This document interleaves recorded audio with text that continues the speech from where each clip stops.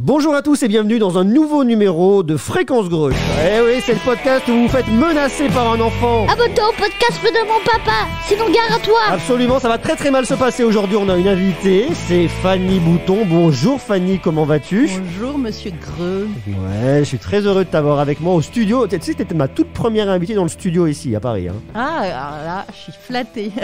Toi, tu découvres un petit peu l'univers. Alors Fanny, pour te resituer, eh bien tu es la geekette la plus connue de France. Tu as organisé pendant des années les fameuses Fanny's Party qu'on retrouvait à Paris, et pas qu'à Paris, t'en as déjà fait ailleurs. On a fait des tours de France, on a fait plein de grandes villes. Assez exceptionnel, 18 ans journaliste et influenceuse avant même que l'influence existe. Tu as été journaliste chez BFM sur Tech & Co, aujourd'hui tu es analyste. Tu as collaboré avec l'agence Innovation Défense qui dépend du ministère des Armées et aujourd'hui tu es Startup Programme Leader chez OVH Cloud. Waouh! Exactement. Ça fait beaucoup de choses tout ça. Ouais, j'aime bien passer, mais tu noteras qu'il n'y a qu'un seul trait, c'est la high-tech, la high-tech, la high-tech. Il y a toujours de la tech partout où je vais. Et ça c'est génial parce que c'est très rare de voir des femmes dans le domaine de la tech. Et tu nous apportes un vent d'espoir. Ouais, bah écoute, je fais partie en effet des anciennes, puisque dans les années 80, j'avais qu'une dizaine d'années, mais j'apprenais déjà à coder en COBOL. Mon papa était analyste programmeur, et en fait, je suis tombée dans la marmite comme Obélix. C'est lui qui t'a transmis cette passion. Ouais, ça, Star Wars, les films de science-fiction. Après, je suis partie faire des études d'art, ce qui n'avait rien à voir. Et puis, à un moment, j'ai découvert qu'il y avait Photoshop, on pouvait dessiner sur ordinateur, et je suis retombée dedans, j'ai mixé les deux, et j'ai commencé à faire des sites web. Et là, c'est parti en cacahuète. En cacahuète. Eh ben, une belle cacahuète, bravo. Alors aujourd'hui, je t'ai invité pour qu'on parle d'ordinateur quantique. Exactement. Parce que tu es experte dans le domaine, tu en as beaucoup parlé, c'est un sujet qui t'intéresse, et voilà, qui te passionne. Voilà, exactement. Donc, tu vois, rapport science-fiction. Dans les années 90, vers 96, il y a un Science et Vie qui parle de la téléportation d'un atome grâce à la physique quantique. Et là, je me dis, ouais, c'est génial, on va pouvoir se téléporter. Ouais. Et puis, bon, les années passent et tout. Et là, il y a 5 ans, Olivier Ezrati, qui est aussi un grand analyste de la tech, me propose de bosser sur une conférence sur le quantique. Et j'ai dit, banco, on va pouvoir parler de téléportation. Bon, j'ai découvert qu'on n'allait pas se téléporter. Pas tout de suite. Par contre, non, pas tout de suite, non, peut-être même jamais. Mince. Je vous expliquerai un jour en détail pourquoi. Mais en tout cas, par contre, j'ai découvert un nouveau Far West de la tech. C'est la nouvelle révolution de la tech d'ici 10, 15, 20, 30 ans. Ouais. Et ça va changer énormément de choses. Et donc, j'ai rencontré des tas de scientifiques. J'en suis à plus de 50 interviews, une conférence, etc. On a vraiment fait beaucoup de choses. Et c'est un sujet qui est vraiment intéressant. Ça va changer le monde si ça se met à marcher. Ouais, justement, je voulais t'en parler parce qu'il y a une annonce qu'a fait Google il n'y a pas longtemps. Ils ont donné une date de sortie pour la commercialisation d'un ordinateur quantique à l'horizon 2029. Alors bon, c'est une belle annonce. Aujourd'hui, il n'y a rien qui est là, rien de viable. Mais en tout cas, ce qu'on voit, c'est que l'informatique quantique, c'est quelque chose qui tend à se développer. Alors, du coup, première question, est-ce que tu peux m'expliquer, je sais que c'est un peu compliqué, mais ce qu'est un ordinateur quantique? Alors, qu'est-ce qu'un ordinateur quantique? Déjà, il faut comprendre la physique quantique. Parce que vous connaissez la physique souvent newtonienne, c'est-à-dire les trucs avec c'est gros en fait, c'est plus gros que les atomes. Ouais, c'est différentes etc. échelles en fait. Voilà, exactement. En fait, la physique quantique, c'est des particules extrêmement toutes petites. On parle de photons, on parle de vraiment de choses infiniment petites. Particules élémentaires en fait. Ouais, alors pas forcément, mais vraiment qui sont en dessous d'une certaine taille et qui du coup changent de comportement. Elles sont plus liées qu'à la gravité, qu'à tout un tas de trucs classiques. Elles ont des comportements spéciaux qui sont par exemple, j'ai le mot en anglais qui vient, l'intrication quantique. Ouais. Par exemple, c'est quand ces deux petites particules, on va les intriquer, et ça on sait le faire. Et ben du coup, si on les sépare, elles deviennent, si on fait quelque chose à l'une, il se passe exactement la même chose à l'autre, qu'elle soit à 1 cm ou à 200 000 km. D'accord, donc ça veut dire que tu as vraiment un lien fort sans lien physique entre ces deux particules. Voilà, exactement. Et il se passe des choses... Alors du coup, c'est un peu compliqué, ça change les notions de science, mais ça a été prouvé par un Français dans les années 80 qui s'appelle Alain Aspect. Il a montré comment on pouvait le faire. Par contre, on ne sait pas l'expliquer. Voilà. Bon. Donc, il y a plusieurs principes comme ça de la physique quantique qui permettent du coup de créer ce qu'on appelle des qubits. Dans les ordinateurs classiques, vous avez des bits, des 0 et des 1. Ouais. Le qubit, du coup, il est 0 et 1 en même temps, en fait, parce que justement, alors, dans ces particules toutes petites, elles ont aussi cette spécificité d'être à 2 endroits en même temps. Ça aussi, c'est un peu bizarre. Comme le chat de Schrödinger, en fait. Voilà, c'est un peu l'histoire du chat de Schrödinger, pour y chercher, même si c'est un peu une analogie un petit peu faussée scientifiquement quand on regarde. Oui. Mais ça permet de comprendre un peu le principe. Et puis, elles peuvent être à 2 positions en même temps. C'est comme si j'étais devant et derrière en même temps tout le temps. Et ça donc, veut dire que toutes les possibilités coexistent en même temps, en fait. voilà, exactement. Ça va multiplier et donc on va faire des calculs de probabilité. Ok. Donc voilà. Donc l'ordinateur quantique, il va être basé là-dessus, sur ces principes de la physique quantique. Et il utilise ça. Donc c'est une nouvelle façon de programmer, c'est une nouvelle façon de concevoir des ordinateurs. Pour l'instant, on sait faire marcher des tout petits bouts. On sait mettre quelques qubits les uns à la suite des autres ensemble pour travailler avec des portes qui bougent autour. Et le problème, c'est qu'il faut des milliers de qubits. Est-ce que tu as une échelle tellement infime qu'il faut quand même beaucoup de qubits ? Alors, voilà, il faut beaucoup de qubits. Et souvent, si vous regardez dans les annonces actuelles qu'on a, c'est 20, 49 qubits. C'est très difficile d'aller au-delà. Ça dépend de la technologie aussi. Là, pour l'instant, on est en train de tester une dizaine de technos et de matériaux différents. Il y en a qui tentent de faire des ordinateurs à base de photons. Il y en a d'autres, c'est des supraconducteurs. Donc, ou des NV centers, c'est des cavités dans du diamant. Voilà, donc il y a une dizaine de matériaux qui sont utilisés pour tenter de faire l'ordinateur quantique. Quand on a fait les ordinateurs classiques, c'était la même chose. On ne savait pas que ce serait forcément le silicium qui permettrait de faire les processeurs. Il y a plusieurs choses de tester. Donc là, il faut déjà qu'on trouve la bonne techno qui va bien marcher. Et ensuite, il faut pouvoir la scaler, donc vraiment agrandir, pour avoir des milliers de qubits, pour faire tourner le fameux algorithme de Shor, celui qui est censé casser les clés publiques, qui casserait du coup toutes les clés qui sécurisent tous les sites internet, vos cartes bleues et même les bitcoins. D'accord. Là, ça devient un petit peu étrange tout ça quand même. Ouais, bah voilà, en fait, ça va permettre surtout, c'est de faire des calculs très très complexes en un temps record. C'est-à-dire que ce qu'on fait avec des supercalculateurs et qui pourraient prendre des années, ça pourrait être résolu en 30 minutes. De quoi ? Grâce à une échelle différente ou grâce au comportement qui est vraiment différent de ce qu'on retrouve aujourd'hui dans la physique newtonienne ? C'est qu'en fait, du coup, comme tu fais pas du tout les calculs de la même façon, tu fais des tas de probabilités en un instant T, c'est que ça va faire tous les calculs quasiment en même temps. D'accord. Et du coup, ça te les recrache tout de suite, juste après, et tu peux avoir le résultat. C'est censé faire ça quand ça marchera bien. Mais du coup, c'est au lieu de faire tourner plein de fois, plein d'algos à la suite pour trouver le bon, là, on peut quasiment tout calculer en même temps. Donc du coup, ça va accélérer les résultats et ça va consommer moins, ça va être beaucoup plus rapide. Donc, c'est énorme. Et dans le domaine de la simulation, c'est intéressant. Après, c'est pas un ordinateur classique. Ça peut pas afficher, par exemple, des images sur un écran. C'est vraiment pour faire des calculs et certains types de calculs. Donc ça aussi, il y en a plein qui disent ouais, ça va remplacer l'informatique, etc. Non, il faut un ordinateur classique en entrée et en sortie pour rentrer les données et les sortir et analyser. C'est plutôt comme une espèce de super GPU, tu vois, une grosse carte graphique. Mais est-ce qu'on pourrait imaginer, tu vois, si à terme et qu'on va vraiment chercher une réflexion loin sur un aboutissement de la technologie qu'on maîtriserait, est-ce qu'on peut imaginer que dans un ordinateur quel qu'il soit, dans la forme qu'on connaît actuellement, pouvoir intégrer ce supercalculateur intégré dans un ordinateur, comme tu dis, un peu plus standard, sur de l'usage tel qu'on peut le connaître aujourd'hui, sur de la bureautique familiale, de la bureautique professionnelle, à l'horizon de 50 ans, par exemple. Non, alors déjà à l'horizon de 30 ans, si on en a un qui marche et qui arrive à faire ces fameux algos qui sont déjà assez gros, on sera content. Par contre, c'est pareil, ça inclut des problèmes techniques. Et il y a un des problèmes techniques, c'est la majorité des qubits, comme ils sont très très petits, il faut les refroidir pour les empêcher de bouger de trop. D'accord. Et donc, il faut un énorme frigo. Donc, c'est souvent ce qu'on voit sur les salons, c'est une espèce de chandelier tout doré, magnifique. Je ne sais pas si tu as déjà vu. Non, pas ça. En fait, c'est pas l'ordinateur quantique, c'est juste la chambre froide et la partie qui est dans la chambre froide et qui permet de faire circuler pour refroidir en fait tout ça. Et c'est presque au zéro absolu, donc c'est plus de moins 270 Kelvin si je ne dis pas de bêtises. C'est très très froid, c'est plus froid que dans l'espace en fait. Ouais. Donc du coup ça prend de la place, ça fait un énorme frigo. Et donc, du coup, ça rappelle plutôt les ordinateurs de quand moi j'étais petite où, en effet, pour faire 40 mégas, il fallait une salle qui faisait 100 mètres carrés, juste pour faire des fiches de paix. Mais l'histoire nous a prouvé que tu vois ce que tu dis et le parallèle est là. C'est qu'on a réussi avec allez, en 20-30 ans, à miniaturiser? Est-ce que ce n'est pas des choses qu'on arriverait à faire sur l'ordinateur quantique avec des meilleures technologies de refroidissement, avec de la miniaturisation? Si on le faisait par exemple avec les photons, qu'on réussissait à scaler avec les photons, Ouais. mais ce n'est pas les qubits les plus efficaces pour tout un tas de raisons aussi. Pourquoi pas? Parce que le photon n'a pas besoin d'être refroidi.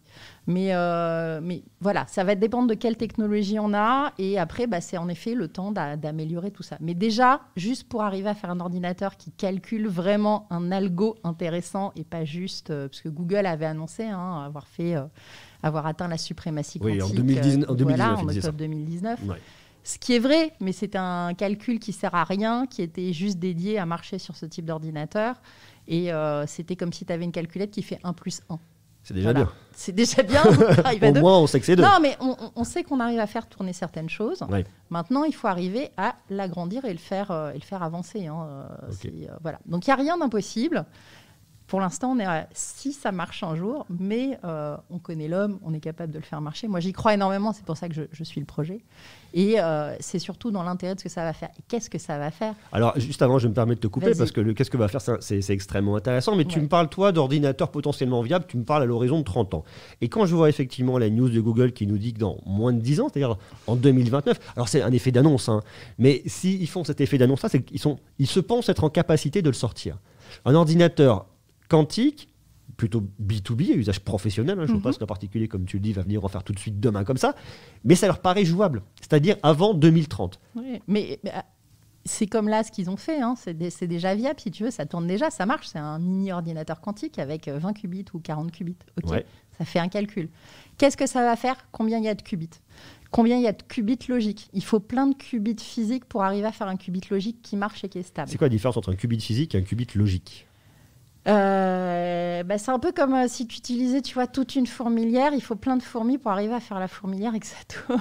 D'accord, ok. Mais elles ont chacune des pattes, une tête et ça. Non, mais alors, c'est qu'en fait, il faut plusieurs qubits physiques, donc particules, Ouais. pour arriver à faire ce qu'on appelle un qubit logique qui est vraiment à 100% fonctionnel et qui va pouvoir générer les calculs. D'accord. Donc c'est la et- matière, en fait, c'est ces éléments qui vont te permettre d'avoir un élément fonctionnel. En Voilà. fait. Et Ok. donc, pour beaucoup de ces techniques, on est obligé d'utiliser ça.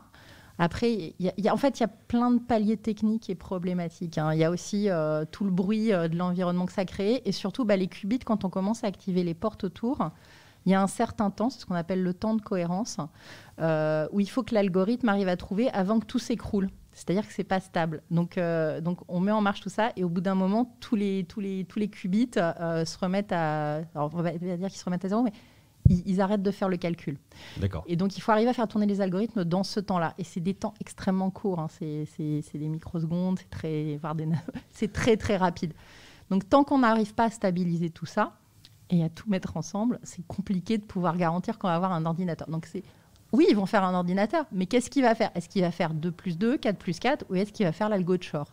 Ouais, c'est compliqué. Alors, qu'est-ce que tu vois, toi, comme usage? Parce qu'on parle effectivement, on est plus sur l'usage professionnel aujourd'hui, mais qu'est-ce qu'on pourrait imaginer, qu'est-ce qu'on pourrait venir supputer, tu vois, comme usage futur? Alors, comme c'est fait pour surtout faire de la simulation, tu vois, le super truc, par exemple, c'est de faire des nouveaux médicaments, c'est tout simuler au lieu de faire in vivo sur des gens ou des animaux.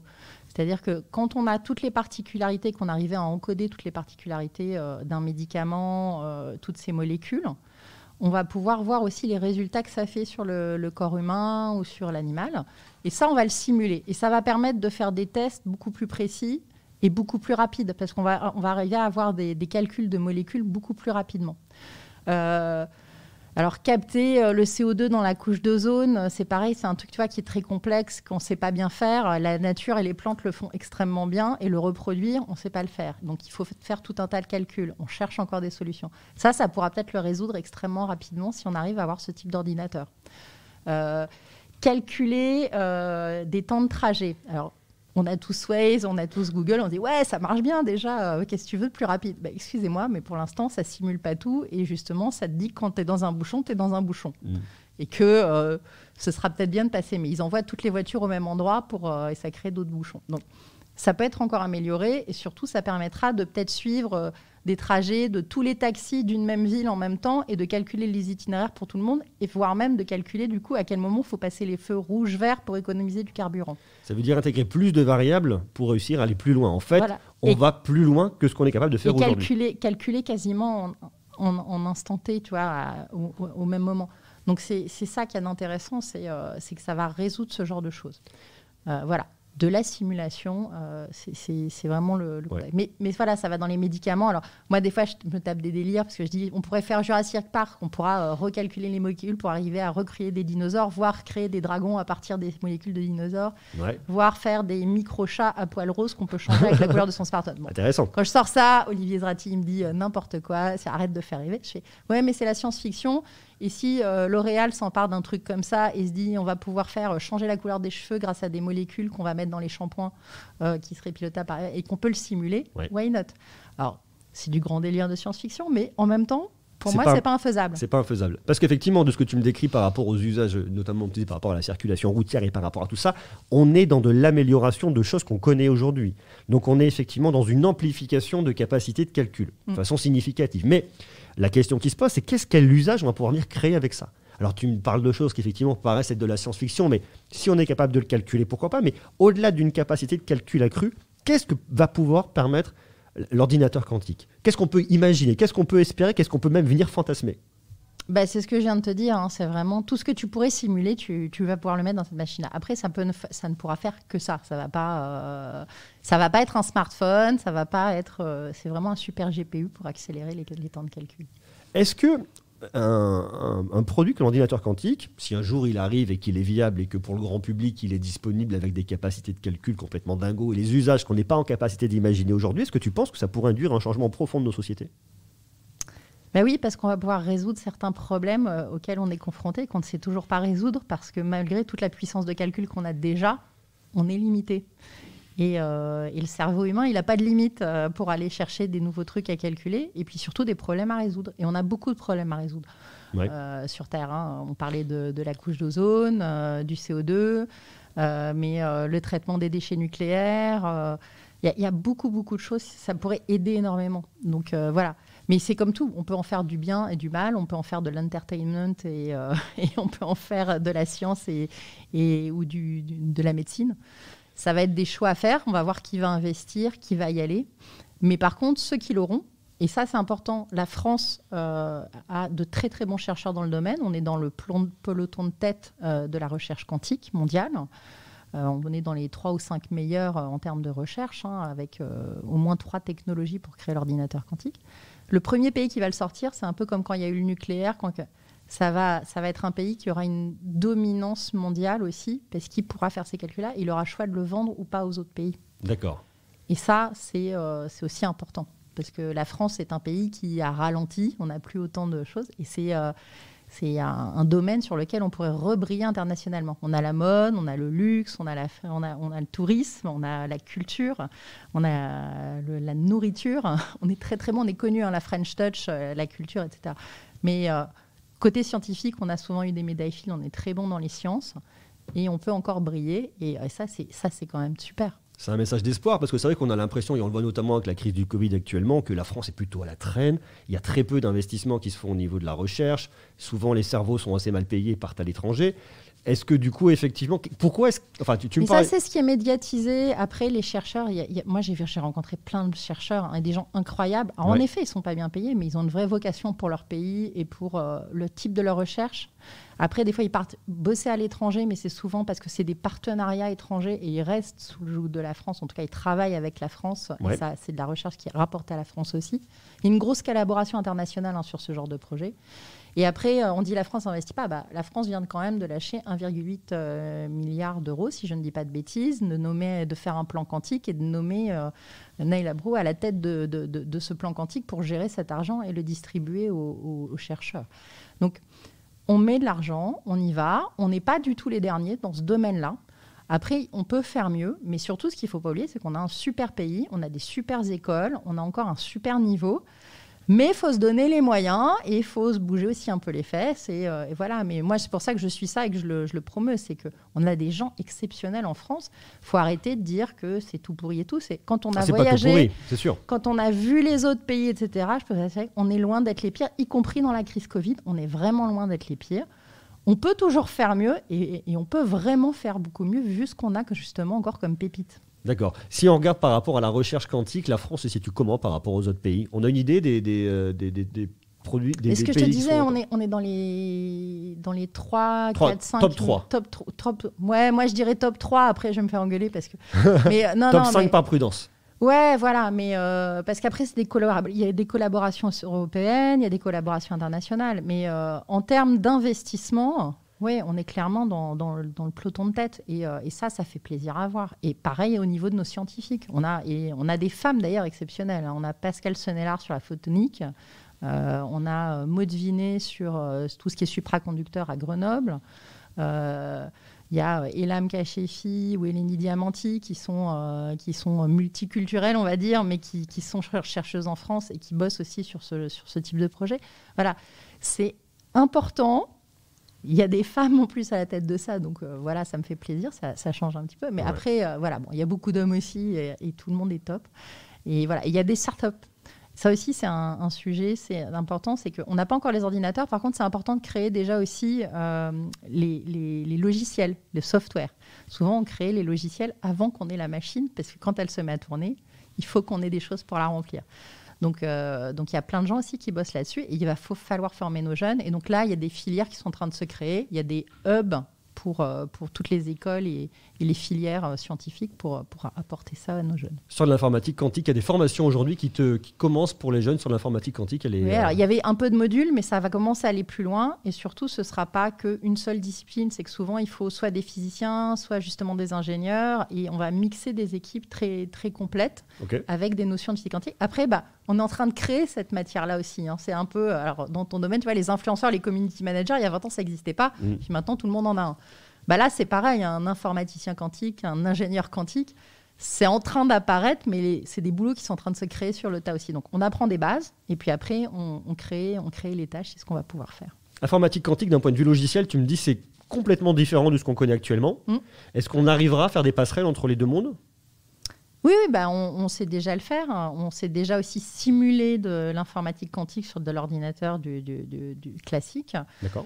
Et on est en train de créer des plateformes, des espèces d'OS, hein, comme iOS ou Android, pour l'informatique quantique. D'accord. Il y a des boîtes comme Atos en France qui bossent là-dessus, mais aussi IBM, Google. Oui, tous les gros acteurs. Et même d'autres acteurs français qui arriveront. Et il y aura une partie de l'informatique quantique qui sera aussi dans le cloud. C'est ton truc, le cloud. En ce moment, c'est en effet. J'essaye de le pusher chez moi dans ma boîte à fond, bien évidemment. Allez dans le cloud. Question un peu philosophique au travers de tout ça. Est-ce qu'à ton avis, l'ordinateur quantique va permettre de rendre le monde meilleur, d'améliorer des choses, d'aller dans le bon sens, ou est-ce qu'on peut se retrouver dans des travers humains? On sait que l'homme n'est pas parfait, hein. Mais bon, il y a des choses perfectibles, il y a toujours de beaux espoirs. Est-ce que l'informatique quantique peut être un espoir pour l'humanité, pour améliorer, vaincre notamment des maladies, permettre d'améliorer, d'apporter de nouvelles ressources à des pays qui n'en ont pas aujourd'hui, ou est-ce qu'à contrario, on va en faire une machine un petit peu... science-fiction négative, qu'est-ce qui peut se passer? C'est une vision très personnelle, c'est vraiment de la vision science-fiction. Non, mais moi je suis une grande fan de science-fiction et je suis une reine de la dystopie. Je peux te créer les pires scénarios au monde pour justement anticiper ces problèmes-là. C'est-à-dire qu'il faut savoir voir le plus noir pour l'éviter. Moi je crois fondamentalement dans l'humain. Quand je suis allée bosser avec le ministère des Armées, c'était justement... L'humain fait la guerre, ça date depuis le début, hein, on le sait, mais comment on peut faire mieux la guerre? Comment on peut faire moins de morts? Comment on peut... voilà. Là, c'est pareil, ou c'est pareil avec le nucléaire, si tu veux. Au début, c'était pas fait pour faire des bombes. En tout cas, les personnes qui l'ont créé, c'était pas ce qu'ils envisageaient, hein, c'est comment c'est ressorti. Et puis, finalement, qu'est-ce qu'on en a fait? On fait plus trop sauter de bombes nucléaires. Par contre, on a mis de l'électricité dans des dizaines et des centaines de pays. C'est pas encore tout le monde qui l'a. On est en train de voir si c'est bien ou pas de continuer à faire du nucléaire pour l'électricité. Mais mine de rien, ça a changé la vie de millions, voire de milliards de personnes. Moi, je pense que l'humain, il peut pas s'empêcher de faire la guerre, mais il a un instinct de survie tellement incroyable qu'on n'a toujours pas fait péter la planète. Donc moi, je crois plutôt on arrivera à faire des choses bien. Il y aura forcément des gens qui vont vouloir faire du pognon et qui vont faire des choses mal.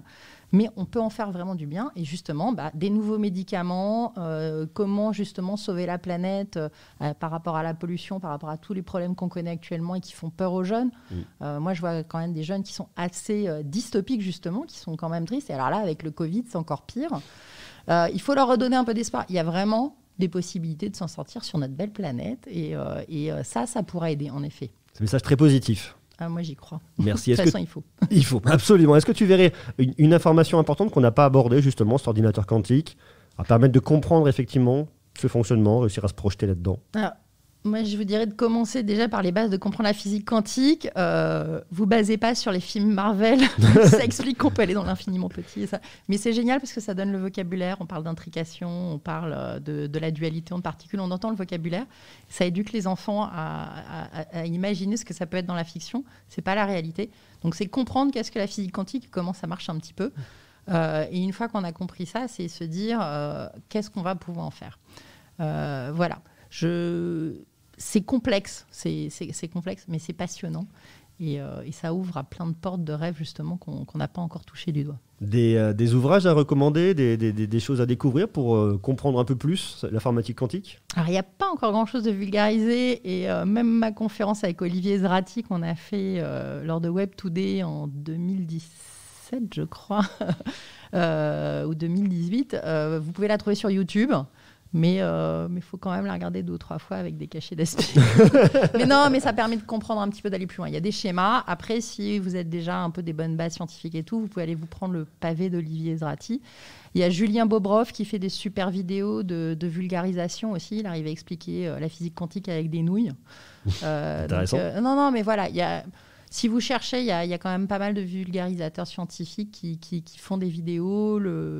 Il y a une espèce de phénomène de mode, donc du coup, tout le monde a envie d'en parler, donc c'est très bien. Après, il va falloir encore bosser un petit peu pour arriver, pour pas faire hurler les scientifiques quand on fait justement des choses avec des nouilles pour parler de photons ou autre. Et toi, faire un bouquin pour en parler ou quelques types de supports pour prendre la parole là-dessus, c'est des choses que tu envisagerais? Moi, je fais des confs et j'interviens là comme je fais. J'ai un podcast. Alors, on a un podcast avec Olivier Zrati sur l'actualité quantique qui s'appelle Quantum, qui a lieu une fois par mois, et on en a fait 28 épisodes. Et on a aussi Décode Quantum, où là, on interviewe des scientifiques. Bon, là, c'est plus pointu. Ça peut piquer les noms. Non, mais c'est passionnant. Écoutez leur cursus. C'est un peu comme... Là actuellement, j'interviewe des gens qui sont les équivalents de Einstein ou d'autres gens de cette époque, de leur époque. Hein. Donc, pour l'instant, ils sont pas connus du grand public, mais il y a des gens dans les 50 personnes qu'on va interviewer, on en a fait une trentaine.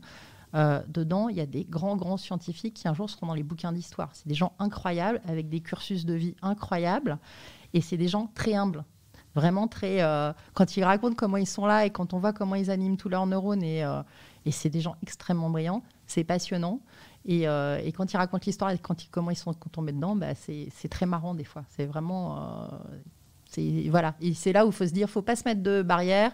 Ce n'est pas des gens qui ont tous eu des cursus scolaires avec des super parents blindés d'argent. Non. Einstein était un cancre à l'école. Voilà. Donc ça vaut le coup d'écouter et de se dire, voilà, quand on entend une scientifique dire un jour, j'ai vu lors d'une expérience un photon unique pur et j'ai trouvé ça tellement beau et j'ai eu envie de bosser sur les photons toute ma vie. C'est génial. Et ça fait 30 ans qu'elle bosse que sur les photons. Et ça a créé une vocation. Et s'éclate encore. C'est génial. Merci beaucoup, Fanny. Super intéressant. Merci pour cette intervention et nous avoir tout expliqué et permettre de comprendre un petit peu mieux ce qu'est l'informatique quantique et puis en dire des messages très importants. C'est bon, tu t'es abonné? Absolument, il faut s'abonner. Merci Fanny, merci à tous. À très bientôt. On continue à parler de tech, bien évidemment. On pourra, pourquoi pas encore plus tard, d'informatique quantique. Et puis on va continuer à parler de tech, de produits, de nouveautés. Il y a plein de choses. D'ici là, je vous embrasse. Prenez soin de vous. À bientôt, Fanny. Ciao. Ciao. Salut.